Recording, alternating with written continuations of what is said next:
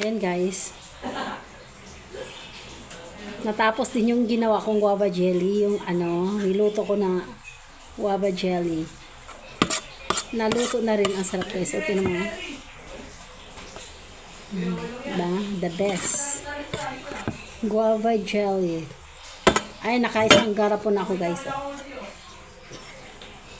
Tapos, yung dito ko isasalin din. Kasi no isang araw, bumili ng, yung sinakyan namin tricycle pala, papuntang bayan. Ngayon, may isang plastic na bayabas. Tsaka yung, tawag nito, isang plastic na bayabas, tsaka isang plastic na dragon fruit. Binili ni Madam Mel. Bawat isang plastic, isa-100. Kaso lang, natawaran namin ng 100. Binigyan lang niya ng 120. Kaya yung ginagawa namin kasi mahinog. Masarap siya. Binigyan ako ni Madam. Ginawa ko ng guava jelly. Sarap, sarap, sarap.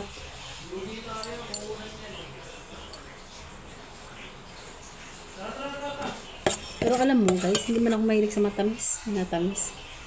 Ano ko lang to. Pag, kunwari,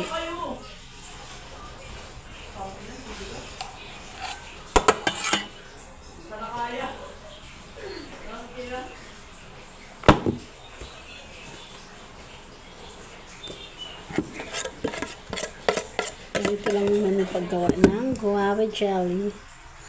Lapot guys, oh. Pag lumamig pala siya, lalapot talaga siya pag lumamig. Pero pala pag lumamig, kailangan, siya, pag ginawa mo siya, haluin para hindi siya, hindi masusunog.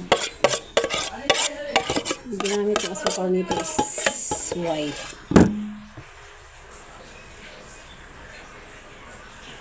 Ayan, nakadalawang garapon. Nakadalawang garapon ko guys ng guava jelly. Guava jelly nako. Guava jelly. Minatamis. Pang yan sa tinapay. Asim? Asim ka dyan. Ikaw ang maasim. Ha? Ano ka na aloe vera dyan sa ref? Pangang kutsara na? Pasuhin nga na, kutsara na. Ayoko ng aloe vera. Anong oras na bi? Ang bayabas naman kasi. Laki lang. Wala pa mas malaki dito, bi?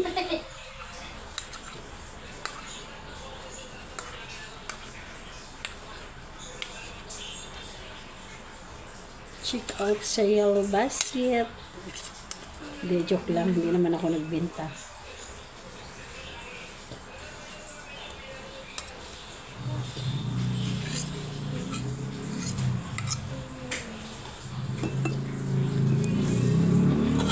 She's always happy that day.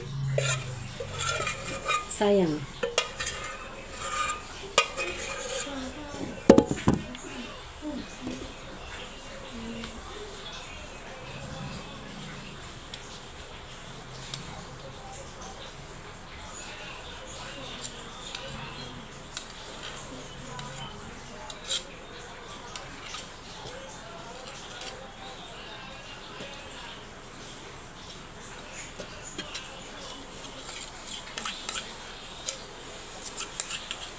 Bili lang ako, ma.